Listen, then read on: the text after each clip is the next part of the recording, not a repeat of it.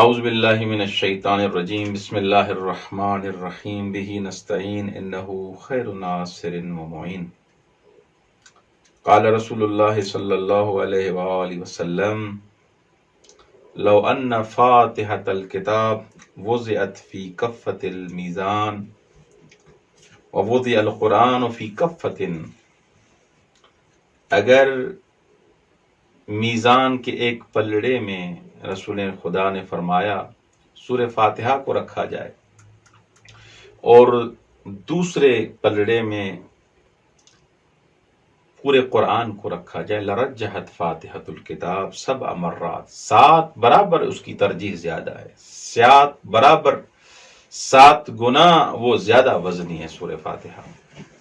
امام جعفر صادق علیہ السلام فرماتے ہیں ما سورۃ اولھا تحمید و اوسطھا اخلاص و آخرھا دعاء، کہ امام موسیٰ کاظم علیہ السلام نقل کرتے ہیں اپنے پدر بزرگوار امام جعفر صادق علیہ السلام نے، انہوں نے ابو حنیفے سے پوچھا کہ وہ کون سی سورت ہے جس کی ابتدا میں حمد ہے، اس کے وسط میں اخلاص ہے اور آخر میں دعا ہے، ایسا کون سا سورہ ہے؟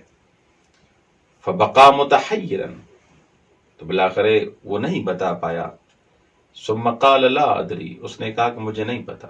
فقال ابو عبداللہ علیہ السلام السورۃ التی اولھا تحمید و اوسطھا اخلاص و آخرھا دعاء سورۃ الحمد، وہ سورہ جس کی ابتدا میں پروردگار عالم کی حمد ہے، اس کے وسط میں اخلاص ہے اور اس کے آخر میں دعا ہے، وہ سورہ حمد ہے۔ ایک اور روایت میں رسول خدا صلی اللہ علیہ وآلہ وسلم فرماتے ہیں ان اللہ عز وجل قال لی یا محمد صلی اللہ علیہ وآلہ وسلم وَلَقَدْ آتَيْنَاكَ سَبْعًا مِنَ الْمَثَانِي وَالْقُرْآنَ الْعَظِيمَ فَأَفْرَدَ الْإِمْتِنَانَ عَلَيَّ بِفَاتِحَةِ الْكِتَابِ وَجَعَلَهَا بِإِزَاءِ الْقُرْآنِ الْعَظِيمِ۔ اللہ اکبر، کہ مجھے اللہ نے یہ کہا کہ اے پیغمبر، ہم نے آپ کو سورہ فاتحہ یعنی 7 مثانی عطا کی اور قرآن عظیم، تو یہاں پر قرآن کو الگ بیان کیا گیا ہے اور سورہ فاتحہ کو الگ، وَجَعَلَهَا بِإِزَاءِ الْقُرْآنِ الْعَظِيمِ، اور اس کو یہاں پر قرآن کریم کے ازاء میں قرار دیا گیا ہے۔ وَإِنَّ فَاتِحَةَ الْكِتَابِ أَشْرَفُ مَا فِي كُنُوزِ الْعَرْشِ، اللہ اکبر، کیونکہ سورہ فاتحہ سب سے زیادہ اشرف باشرافت ہے ان خزانوں میں سے جو عرش میں خزانے ہیں۔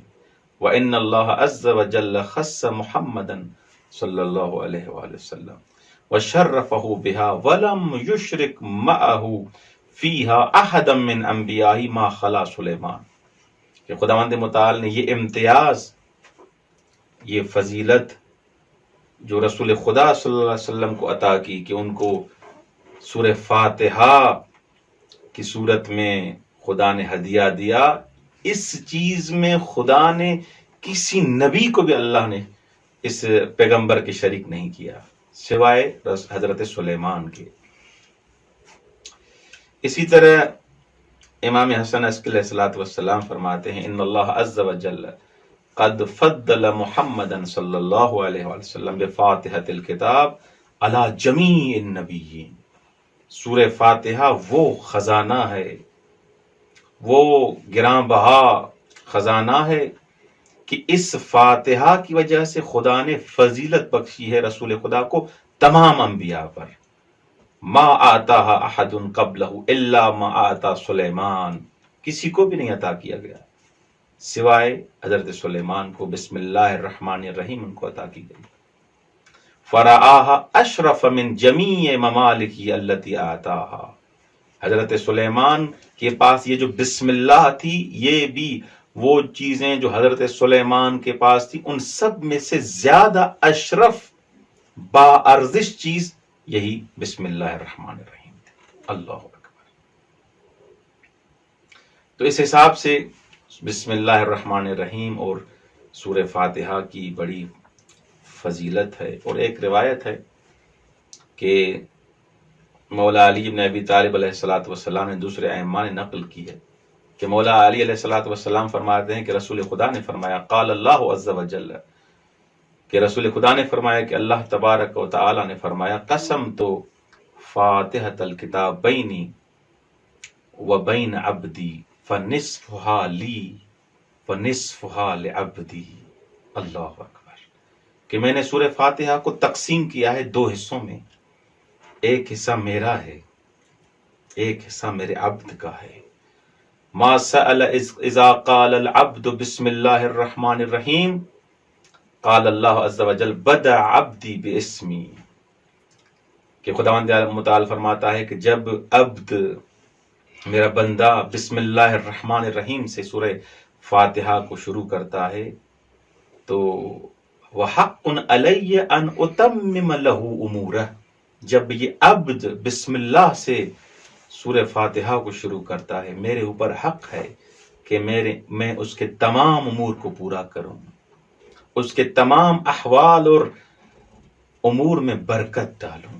قال اللہ عز وجل ھذا لعبدی ولعبدی ما سأل فقد استجبت لعبدی، میرے عبد نے مجھ سے سوال کیا، میرے عبد نے اپنے امور کو بسم اللہ سے شروع کیا، اب میرا وظیفہ ہے، میری ذمہ داری ہے کہ میں اپنے عبد کو جواب دوں اور اس کو عطا کروں جس چیز کی وہ امید رکھتا ہے۔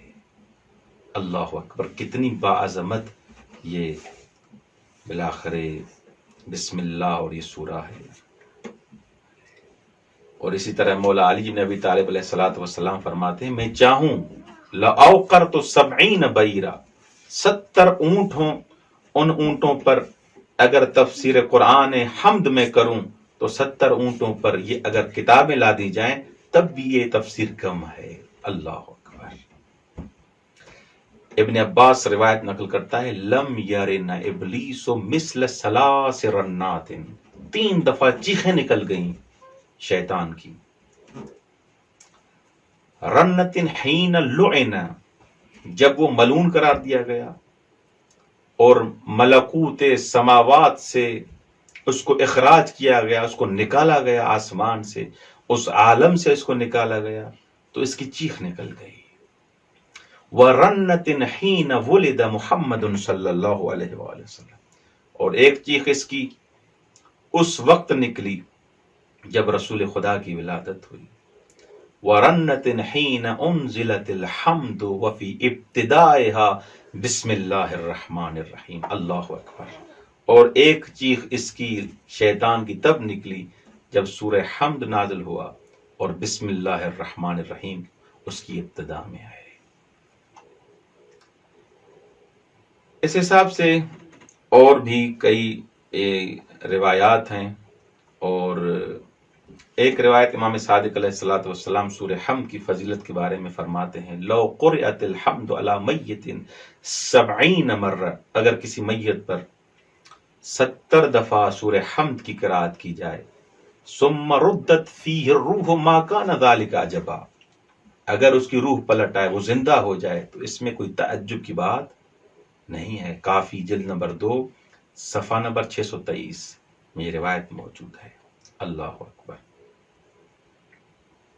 سب سے زیادہ با فضیلت سورہ حمد کو قرار دیا گیا ہے۔ الا اعلمک افضل سورۃ انزل اللہ فی کتابہ، اے جابر کیا میں تمہیں اس سورہ کے بارے میں خبر نہ دوں جو سب سے زیادہ با فضیلت ہے؟ فقال جابر بلا، جابر نے کہا جی، بے ابی انت و امی یا رسول اللہ، یہ ادب بتا رہا ہے کہ رسول خدا کے محضر میں انسان کیسے گفتگو کرتا ہے۔